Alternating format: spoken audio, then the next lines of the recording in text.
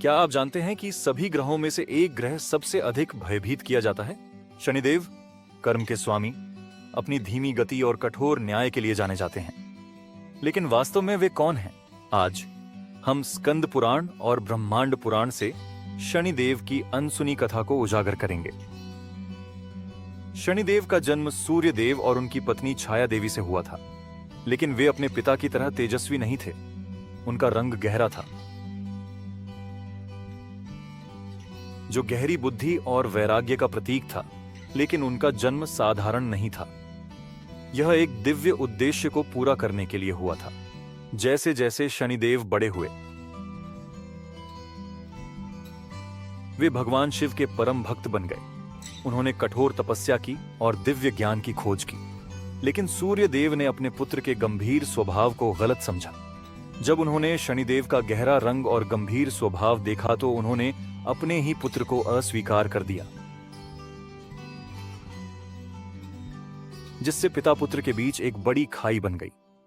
शनिदेव की तपस्या से प्रसन्न होकर भगवान शिव ने उन्हें आशीर्वाद दिया, तुम कर्म और समय के स्वामी बनोगे। तुम्हारी दृष्टि इतनी शक्तिशाली होगी कि देवता भी तुम्हारे प्रभाव को स्वीकार करेंगे। इस प्रकार शनिदेव नवग्रहों में एक प्रमुख ग्रह बने और भाग्य के संचालनकर्ता कहलाए। ब्रह्मांड पुराण के अनुसार लंकापति रावण तक शनिदेव से भयभीत था। उसने अपनी नियति पर नियंत्रण पाने के लिए नवग्रहों को बंदी बना लिया, लेकिन शनिदेव ने अपनी दिव्य शक्ति से रावण के पतन की भविष्यवाणी कर दी।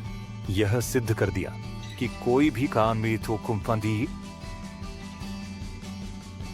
चाहे वह कितना भी शक्तिशाली क्यों ना हो, कर्म के प्रभाव से बच नहीं सकता। शनिदेव से भय क्यों लगता है? उनकी दृष्टि कर्मों का न्याय करती है। वैदिक ज्योतिष में जब शनिचंद्र राशि के ऊपर गोचर करता है तो इसे 7.5 कहा जाता है। यह जीवन में कठिन समय ला सकता है, लेकिन यह एक दंड नहीं बल्कि आत्म सुधार और कर्म शुद्धि का अवसर होता है। शनिदेव विनाश के देवता नहीं बल्कि कर्म के शिक्षक हैं। कि दिए गए पाठ कठिन हो सकते हैं, लेकिन वे आत्मज्ञान और मुक्ति की ओर ले जाते हैं।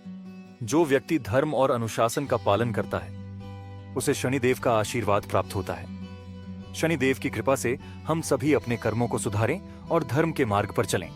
चैनल को सब्सक्राइब करें और वेदों, पुराणों और सनातन धर्म की अनसुनी कथाओं को जानें।